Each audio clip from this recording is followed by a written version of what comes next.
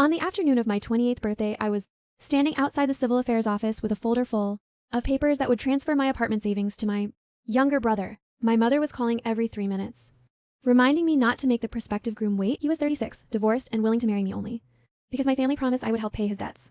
I crossed the street with my phone still pressed to my ear.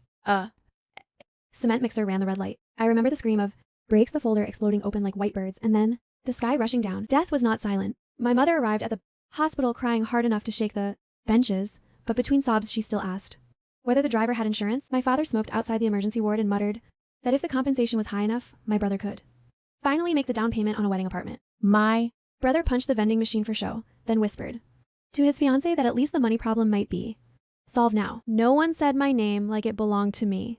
No one asked what I had wanted from my life. A figure in gray stood beside the ceiling, light as if it were a door left open in the air. He asked me one question only. If I could return to one summer, what would I ask for? I thought of the news clip I had watched on my cracked phone. That morning, a girl only a few years younger than me, standing under stage lights while professors praised the elegance of her proof. I had stared at her face and thought, so that is what being discovered looks like. I told the gray figure I wanted one chance to be seen before I was used up. He touched my forehead and said, half of that wish is yours. The other half you must earn. When I opened my eyes again, the mosquito net above my bed was still patched with blue thread, the fan still squealed every fourth turn, and my body was 15 years old. Outside, the alley loudspeaker was playing an advertisement for a county cram school. On the table lay my middle school entrance score sheet. Mathematics, 120 out of 120. Chinese and English were disasters. In my last life, those numbers had become a family verdict. Too lopsided, too risky, too expensive. Better for me to choose vocational school, enter a textile factory early, and start helping my brother. I sat up so quickly I hit my head on the wooden bed frame and laughed anyway. I knew exactly where surrender led. I would not walk there twice. At dinner, my father slapped the score sheet with 2 fingers and declared that one perfect score meant nothing if the rest of me was crooked. My mother piled braised egg onto my brother's rice and said a girl who studied like me would only waste money in high school. My uncle, who loved giving advice almost as much as he loved dodging work, said I should learn accounting at the county vocational school and start earning in 2 years. While they talked, my brother kept asking for another piece of pork. I looked at him and saw not a child but the future house, wedding, and car my life had been assigned to purchase. When they finally paused for breath, I said clearly, I'm going to Mingzhou number 1 high school. They laughed, of course. Mingzhou number 1 was the best public school in the city, a place county students whispered about the way farmers whispered about rain after drought. Students there went to Tsinghua and Peking University. I had not even reached the usual line. My father snorted that if I could enter number 1, he would sell the front door himself to pay for it. My mother told me not to provoke him with nonsense, but I had remembered something they had forgotten. Every summer before formal enrollment, no one ran a short talent selection exam for students with unusual strength in one subject. In my previous life, I had seen a notice about it only after the deadline. This time I knew the form, the teacher, and the exact afternoon the application desk would close. The problem was recommendation. The special examination required a middle school teacher willing to sign his name and say this child is worth the trouble. In my old life, I had been too obedient to ask for anything large. This time, I bicycled straight to the apartment block where my math teacher, Miss He, lived. She opened the door wearing an apron and looking startled enough to drop the ladle in her hand. Before she could ask why I was there, I pulled out the rough notebook I had brought and showed her 3 geometry proofs I had redone from memory. I did not plead first. I gave evidence only after she had turned the pages in silence. Did I ask if she would write the recommendation? Miss He did not say yes immediately. She said talent exams were brutal, that teachers at number 1 would set problems far beyond the junior high curriculum, and that my family would probably refuse the boarding fees even if I passed. I told her I knew all that. I also told her what I had never admitted aloud in my first life, that if I did not leave our county for school, my future would be traded piece by piece until even I could no longer recognize it. Something changed in her face then. She set my notebook down, went into the bedroom, and returned with an old contest anthology from her university days. Take this, she said. Solve the first 20 problems. Bring it back in 3 days. If you still want the recommendation after that, I will sign. For 3 days, I hardly slept.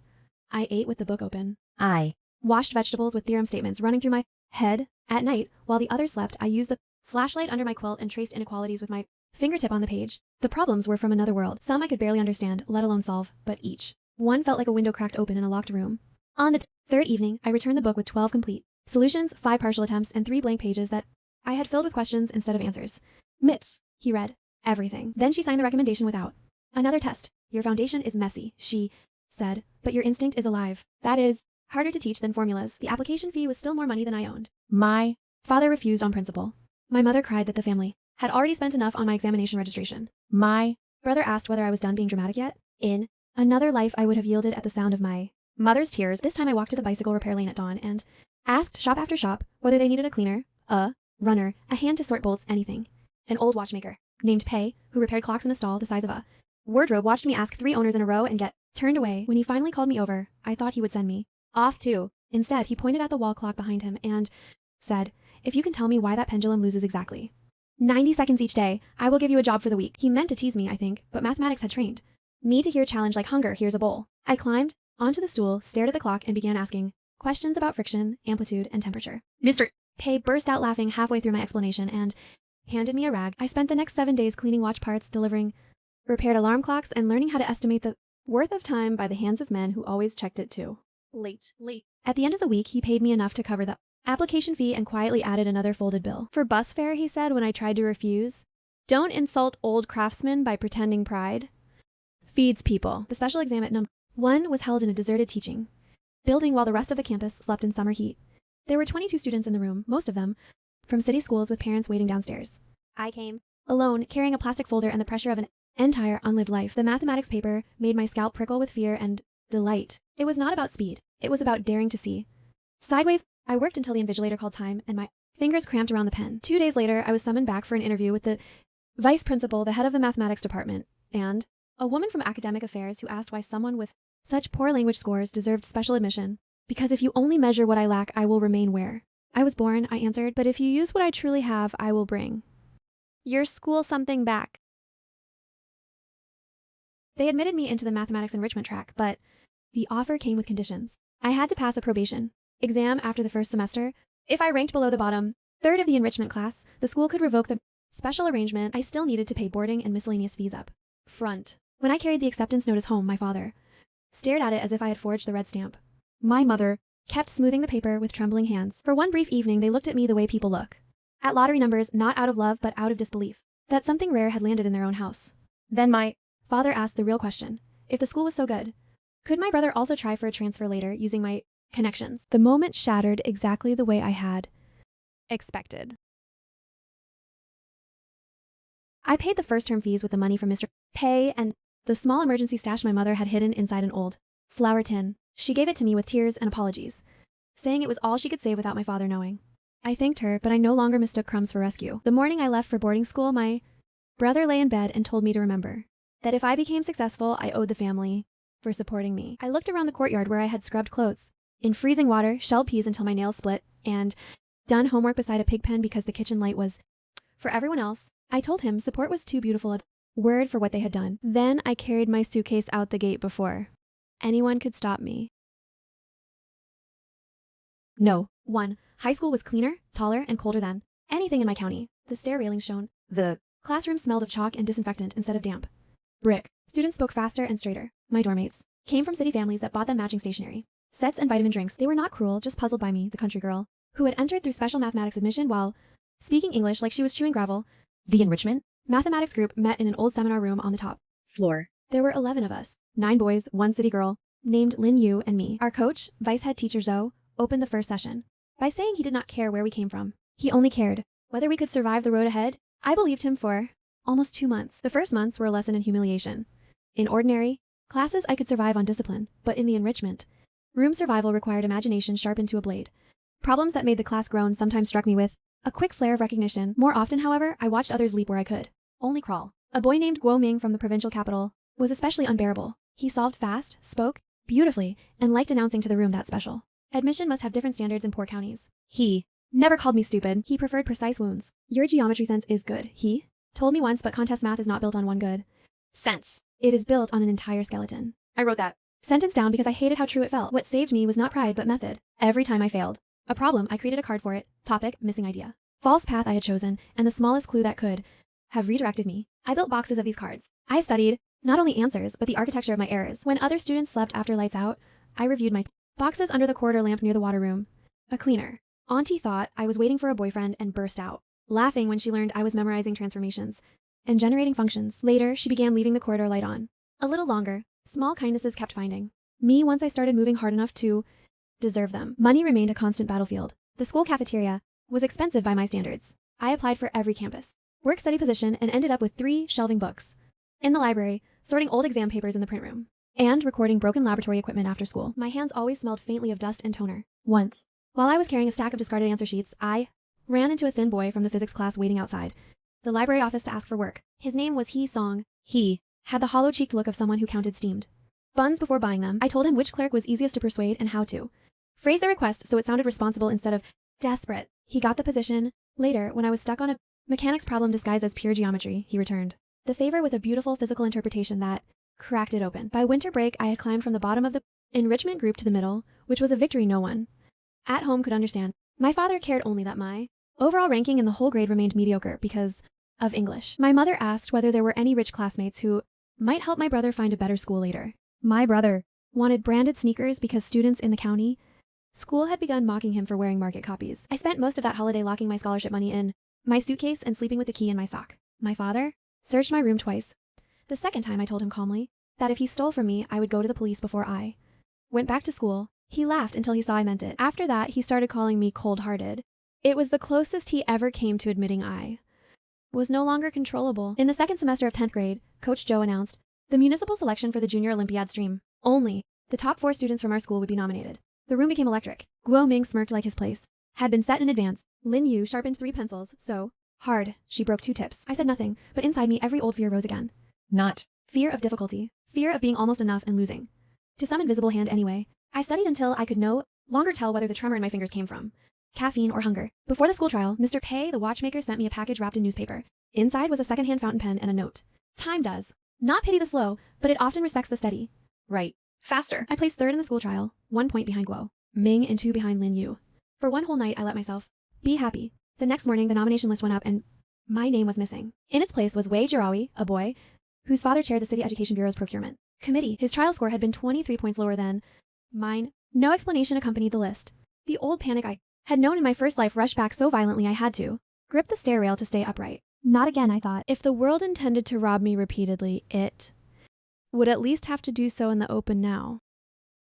I went straight to Coach Joe's office. He kept his eyes on the papers in front of him and said the selection had considered overall school representation, public image, and long-term development. Long-term development was a phrase adults used when they wanted power to sound like wisdom. I asked whether long-term development meant my rural accent embarrassed them or whether it meant a boy with family backing was simply more convenient than a girl who had to count cafeteria coupons. He finally looked up then, tired. More than angry? You are not wrong, Chowan, he said, and that was somehow worse than being lied to. I asked him whether he intended to leave things that way. He said quietly that one teacher could not fight every arrangement in a school that still needed money to operate. I cried only once in the library storeroom with my forehead pressed against a cardboard box of outdated geography atlases. When I finished, I washed my face, borrowed the office phone, and called the Municipal Olympiad committee directly. I did not accuse the school of corruption. I asked a procedural question. If a nominated student was unable to attend the city selection, could the school replace him with the next highest scorer from its internal trial? The committee secretary answered yes, of course, and also added that nominated students had to submit original signed answer sheets from the school trial for archive inspection. I thanked him, returned the receiver, and went looking for Hee Song. Hee Song understood sabotage in the practical language of poor students. Together we studied the notice board, schedule, the career pickup times, and the habits of the print room clerk who handled document copies for administration. Lin Yu joined us at dusk without being invited. She had heard enough rumors to know what had happened and declared that if the school wanted a good public image, forging merit was a terrible way to get one. Our plan was not elegant. We obtained a photocopy of the archive trial ranking through the print room, wrote an anonymous letter to the committee asking whether the original submission might have been mistaken, and attached the copied ranking with enough detail to make ignoring it inconvenient. Then we waited. 3 days later, the vice principal stormed into our afternoon study session and called Wei Jiarui out. He did not return. By evening, the nomination list had been revised. My name appeared in the 4th slot with no apology and no explanation. Guo Ming whistled low when he walked past my desk. I could not decide whether it was admiration or warning. Coach Joe did not mention the change either. He only placed a new folder of past municipal papers on my table and said, without looking at me, if you are going to force your way through doors, at least do well enough that. No one can say the door should have stayed shut. The city selection was my first true contest battlefield. Unlike school tests, it gathered hungry minds from everywhere: children of professors, training camp veterans, kids whose teachers had spotted talent in primary school and fed it like a sacred flame. I had begun late and arrived patched together from public school fragments, work-study fatigue, and an anger that never fully cooled. Yet anger, when disciplined, can become an extraordinary fuel. I finished 5th in the city. The top 6 advanced to the provincial camp. When the result list went online, my doormate screamed so loudly the floor warden thought someone had fallen from the bunk. I printed the ranking and placed it under my pillow. That night, not because I wanted to worship it, but because I needed tangible proof that I was moving somewhere my old life had never gone. At provincial camp, I discovered what real specialization Looked like students from famous schools arrived with. Custom notes, private coaches, and stories about winters spent at university math institutes. I arrived with Mr. P's pen, Coach Joe's folders, and the habit of eating quickly because my life had taught me meals could be interrupted. The camp schedule was savage. Lectures from 8 in the morning, tests at night, problem seminars, wedged into the hours where normal people might have remembered to be teenagers. Sleep became a rumor. So did vanity. I loved it. For the first time in my life, I was in a place where obsession was not pitied, but expected. That was where I met Wen Luo, a lanky, second-year student from the provincial experimental school whose talent was so bright it nearly counted as weather. He specialized in combinatorics, spoke like proofs were, jokes only he fully understood, and wore the same blue hoodie every day until it could practically stand by itself. We became allies because he thought my geometry was clean, and I thought his graph theory was black magic. We traded methods the way poor students trade survival tips. He also possessed one more useful quality. He had no patience for social hierarchy. When a boy from a wealthy school sneered that county students were good only at grinding, Wen Luo said in front of half the lecture hall. Wonderful. Grinding is exactly how stones sharpen into knives. Provincial camp had only 12 slots for the team that would proceed to the national stage. I ranked 11th after the first 2 examinations and 13th after the third. The fall was enough to make my teeth chatter. Coach Joe, who had accompanied the school's official delegation, found me on the dormitory stairwell after midnight with 3 unfinished solutions spread around me. Like corpses, he asked whether I regretted choosing this route. I told him regret was a luxury for people with alternatives. He sat beside me and, for the first time, spoke not as a teacher protecting school order but as a mathematician speaking to another one. Then stop staring at the scoreboard, he said. Your fear is making you imitate stronger students instead of using your own angles. The point of talent is not resemblance. The point is distinctness under pressure. I took his words into the final exam and solved the hardest geometry problem in a way no one around me had tried, by translating the configuration into an inversion argument that collapsed the mess into something almost lovely. When the results came out, that problem alone lifted me from the edge of elimination to 8th place overall. I made the provincial team. Coach Joe laughed like a man relieved of a burden he had been carrying in secret. Wen Lu placed second and threatened to become unbearable about it. I told him I already found him unbearable. He said good. Then we could continue being friends without politeness ruining things. Success brought no peace at home. Once the county newspaper ran a small article about my provincial result, my father began telling neighbors he had always known I was extraordinary. My mother started asking whether universities rewarded students with cash. My brother demanded a new phone because having a sister in the paper made the old one look embarrassing. I sent home only the minimum I could spare for ordinary family expenses and refused everything else. My father accused me of forgetting my roots. I told him roots were meant to hold a tree upright, not strangle it underground. We did not speak for nearly 2 months afterward. Those were the calmest months of my life. National training was held during the winter of 11th grade, and by then the stakes had become visible to everyone. If I made the top cohort, I would qualify for special admission interviews with elite universities. If I placed among the highest few, Tsinghua's mathematics talent program might consider me even with my disastrous language scores. Suddenly teachers who once thought I was deranged began reminding me to sleep more and eat eggs. The English teacher who had made me stand outside class for months softened enough to leave a grammar booklet on my desk without comment. Even Guo Ming stopped mocking me openly. He had returned to the general track after failing city selection and now watched my progress with a bitterness that looked uncomfortably like the ghost of my own old self. During the national winter camp, I learned the difference between wanting a future and being measured against others who wanted it just as fiercely. The top students were terrifyingly complete. They were fast, yes, but more importantly, they were calm inside complexity. I was still too emotional, too reactive. A difficult problem could light my whole nervous system on fire. Wen Lu, infuriating as ever, told me to stop treating each paper like a final judgment on my existence. Math is not your enemy, he said when I snapped at him in the cafeteria. It is the only thing in this whole circus that has been honest with you from the start. He was right, which annoyed me enough to be useful. My family nearly ruined the camp. 2 days before the decisive exam, my mother called weeping that my brother had gotten a girl pregnant and the girl's parents would not discuss marriage without an apartment. She asked whether the school might advance part of any award money I was expected to earn. I stood outside the dormitory in freezing wind listening to her cry that our whole family would be disgraced if I did not help. For one terrifying minute, the old reflex returned. The instinct to drop everything and run home carrying solutions to disasters I had not created. Then I remembered the compensation money for my death. My brother taking it without shame, my parents accepting that trade as if it were natural law. I hung up mid-sentence, blocked the number, and went back inside to finish my problem set. Some severings happened quietly enough that no one else notices the blade. I placed 7th nationwide in the winter camp, not high enough for the international team, but high enough to be invited to Tsinghua's special selection forum for mathematical talent. The forum was not an ordinary interview. It included a proofwriting paper, an oral defense, and an Evaluation of Mathematical Potential by professors who had seen every variety of gifted teenager. I traveled to Beijing in a borrowed coat because my own was too thin for the Northern wind. Coach Joe found me at the station, looked me up and down, and wordlessly took off his scarf to wrap it around my neck. In the taxi, he finally said what he had never allowed Himself before. If they do not take you, it will not be because you're not enough. It will be because some rooms are built too small. Tsinghua was larger than every dream I had ever dared to hold intact. The winter branches on campus looked disciplined. Even the stones seemed educated. During the written portion of the forum, I made one ugly algebra mistake and nearly hated myself sick, but the oral defense rescued me. A professor with silver hair asked how I had found my way to inversion in one of the camp geometry problems. Instead of reciting technique, I told him the truth, that when you grow up without elegant tools, you develop a habit of flipping objects in your mind until they show a hidden side. He laughed, not at me, but with a kind of startled pleasure, and asked 3 more questions that felt less like examination than like being invited deeper into a room. The waiting afterward was worse than any contest. Back at school, spring thaw turned the roads to brown slush and students began whispering about university majors, scholarship plans, and life after graduation. I still attended ordinary classes enough to avoid expulsion,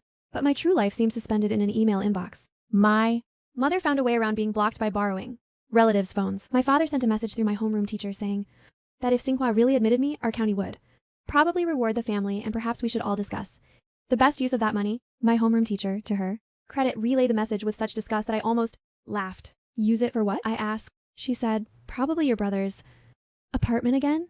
I said then the family could discuss it without me. The offer arrived on a gray afternoon, so ordinary I almost missed it. I was in the library sorting donated magazines when my old secondhand phone buzzed.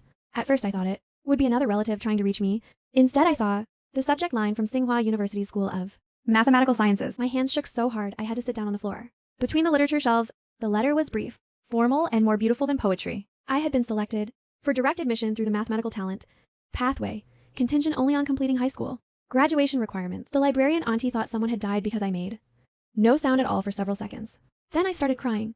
So abruptly, she rushed over with paper towels and sunflower seeds, both as if she did not know which sort of comfort the moment required. News traveled faster than reason. By evening, the school had hung a red banner across the gate. Teachers I barely knew clapped me on the shoulder. Coach Joe stood at the back of the crowd like a man afraid that if he smiled too broadly, the world might suspect him of pride. Wen Lu, who had also earned a top university offer, called me to say he supposed this meant I was now officially insufferable. I thanked him for his long years of tenderness. He choked on what was probably instant noodles.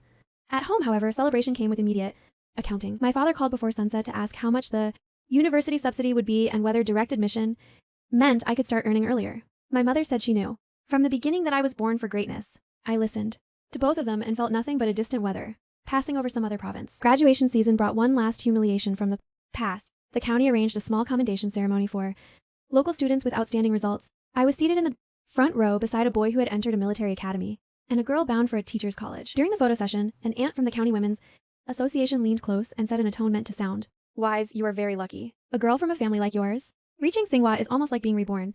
I looked at the camera flash and thought, yes, actually that part is true. Then she added that with such a platform I should remember to bring honor back to my family and especially support my brother, because daughters who go far must never forget the home that raised them. This time I did not swallow the sentence. I told her a home that raises a daughter by asking her to disappear is not owed more disappearance.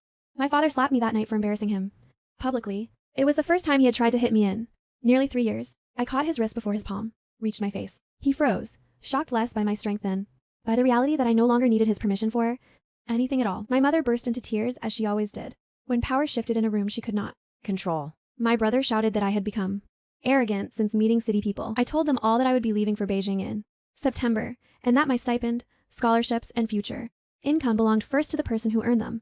If they wanted a different daughter, they should have raised one. It was Mr. Pei who helped me leave properly. He appeared at our gate 2 days later with a second-hand suitcase, a stack of lined notebooks, and a parcel of preserved plums for the train. My father tried to joke that old men spoiled useless girls. Mr. Pei looked him up and down and replied that men who considered education useless should be careful, because one day they might need to ask directions from the women they failed to understand. My father said nothing after that. On the train north, I sat by the window with the countryside falling away behind me and pressed my thumb against the latch of the suitcase as if it were a pulse. It contained everything necessary for departure: clothes, books, admission papers, and the knowledge that I had chosen myself and survived the choosing. University was not an ending but an expansion. Tsinghua did not care that I had once been the best in my county or the miracle of a provincial school. Everyone around me had once been someone's miracle. The old fear of inadequacy returned in a new costume. Yet by then I possessed methods stronger Then fear. I worked in layers. I mapped each gap. I asked for help. shamelessly when the problem was real and ignored my ego. When it was not, I still took campus jobs. I still bought the cheapest meals. I also learned to speak in seminar rooms, without apologizing first. The half of the wish the gray figure had given me being Zine turned out to be only the outer door. The harder half was becoming someone who could remain visible without shrinking or performing gratitude for being allowed to stand. In light, in my second year, I founded a small mentoring group for rural students entering mathematics and engineering programs. There were only 6 of us at first. We met in unused classrooms, traded old textbooks, and taught each other the social codes that city students had, absorbed unconsciously since childhood, how to write a polite email to a professor, how to apply for research. Funds, how not to undersell yourself in interviews. I named The group Pendulum, partly for Mr. P's clock and partly because poor children are always told their lives must swing back toward where they began. I Wanted us to prove another physics. Once sufficient force is applied in the right direction, the path can change. Mr. Pei died during my 3rd winter at university. He left his watch stall to a nephew who had never understood why the old man spent so much time on students with empty pockets. In the drawer of the workbench, the nephew found an envelope addressed to me. Inside was the receipt from the week I had first worked for him, the one I had forgotten ever signing, and a note in his cramped handwriting. You repaid me the first time you stood somewhere high enough to look back without shame. Time is cruel, but sometimes it can be taught manners by stubborn girls. I held that letter for a long time before folding it into my wallet. Some people save your life without ever using that name for what they did. As for my family, contact reduced to ritual, a holiday message, a call when someone needed a document copied. my Brother never became the center of the universe they had imagined. He drifted between jobs, blamed everyone but Himself, and married late to a woman unimpressed by. inherited excuses. My parents aged in the ordinary way of people who once believed they could control the future by limiting their children. Every so often, my mother phoned to ask whether I could return home for a matchmaking dinner because relatives still knew eligible men. I asked her whether she remembered what she had tried to sell me into the first time. She would fall silent after that. Remorse did not transform her, but age softened her. Certainty. Sometimes that is the closest life comes to justice. Years later, at 28, the age at which I had died, the first time I was invited back to my old county to speak at a scholarship ceremony funded jointly by alumni and local businesses. The organizers wanted an inspirational speech about changing one's fate through study. I stood on the same stage where county officials used to praise sons for becoming engineers and daughters for becoming sensible. In the front row sat girls in school uniforms that had been mended too neatly to hide poverty, and boys already carrying adult weariness in the way they folded their hands. I told them the truth rather than the polished version. Donors preferred talent matters, work matters, but what matters just as much as refusing the story other people write for your usefulness. If a road is closed, learn the wall. If the wall is high, learn ladders. If there is no ladder, study the mathematics of leverage until the wall becomes a tool instead of a prison. After the event, a thin girl stopped me outside the hall. She held a county school notebook against her chest like armor. Her strongest subject was mathematics, she said. But everyone kept warning that girls who leaned too hard into one subject ended up broken. Did I think that was true? I looked at her and saw so many versions of myself that it hurt. I told her imbalance only becomes fatal when the world insists you must become symmetrical for its convenience. Strong beginnings are not weaknesses. They are handles. Use the handle you have to open the first locked door, then build the rest of yourself on the other side where air exists. She nodded very seriously as if storing the sentence for Winter. that night. In the county guest house, I dreamed again of the gray figure beside the hospital light. This time he did not ask what I wanted. He only looked at me as though assessing work completed. I asked whether he thought I had been greedy.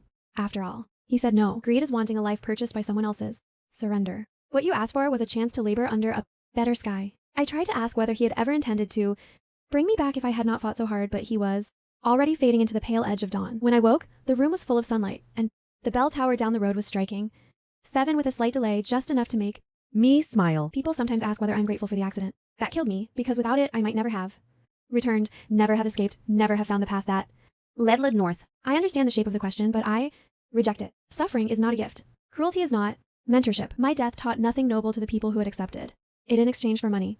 What saved me was not tragedy. It was the chance to choose differently when the familiar traps appeared again. It was teachers who opened doors a crack, craftsmen who respected effort, friends who answered challenge with challenge instead of pity, and my own refusal to keep offering my life as raw material for someone else's comfort. I also reject another story, the one that turns girls like me into symbols of pure grit, as if hunger and loneliness Are admirable because they can be survived. they are not Admirable. They are simply real. What matters is what one builds while crossing them. I built methods. I built nerve. I built a language for saying no without apology. I built. Friendships around shared work rather than shared injury.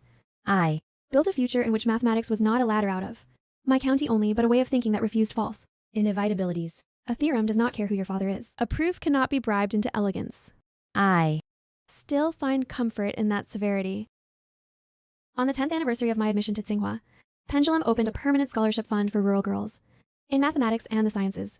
We named the first award after Mr. Pei. At the ceremony, when Luo made an unbearable speech about how I had always been dramatic and therefore suitable for formal recognition, Lin Yu, now a researcher in applied statistics, cried before I did and then accused me of infecting the room. Coach Joe came too, older and finally willing to look proud in public. When my turn to speak arrived, I looked at the rows of students and families and thought of every version of me that had once waited outside locked rooms. This fund, I said, is not charity for genius. It is a correction to Neglect. too many brilliant children are hidden by geography, by poverty, by gendered expectation, by the convenience of adults. We are not rescuing them. We are removing sandbags from wings. Sometimes I still buy an absurdly expensive strawberry cake. On my birthday, I eat it slowly without rushing anywhere and think about the one that melted on the asphalt in the life I lost. The first year I did this, I cried after the second bite. Now I mostly laugh, not because grief has vanished, but because it has changed. Jobs. It no longer sits at the center of the room demanding attention. It works in the background, reminding me to live, deliberately to sign my own papers, to answer my own phone, only when I choose, and to love without becoming available. For harvest, I have learned that sunlight is not something one waits to be handed. Sometimes it is. Something one studies until one can make a mirror of oneself and throw it farther. If there is a moral to my story, it is not that brilliance conquers all or that hard work guarantees reward. Life remains messier than any speech. Doors still close for ugly reasons. Families still mistake control for love. Girls are still told to become practical when what others really mean is small. But there is this. A crooked beginning does not forbid an extraordinary line. A mind allowed to follow its fiercest question can redraw more than a future. It can redraw the measure of what a girl from a dusty county, a cracked courtyard, and a family of misers is permitted to desire. I desired too much for the people around me. Good. Desire, properly disciplined, is a mathematics of escape. I was once a daughter counted in dowry terms, a sister calculated against mortgage needs, a student too lopsided to bother cultivating, a worker in waiting who nearly became a ghost with a compensation price. I became instead a woman who sought her way out, not alone. No honest life is ever built alone, but by choosing again and again the difficult road that belonged to me rather than the easier road assigned to my usefulness. Every theorem I loved asked the same hidden question under what conditions can this thing become true? My life, it turned out, was just another version of that problem. Under the right conditions, 1 second chance, relentless work, and a refusal to be spent cheaply, the answer was yes.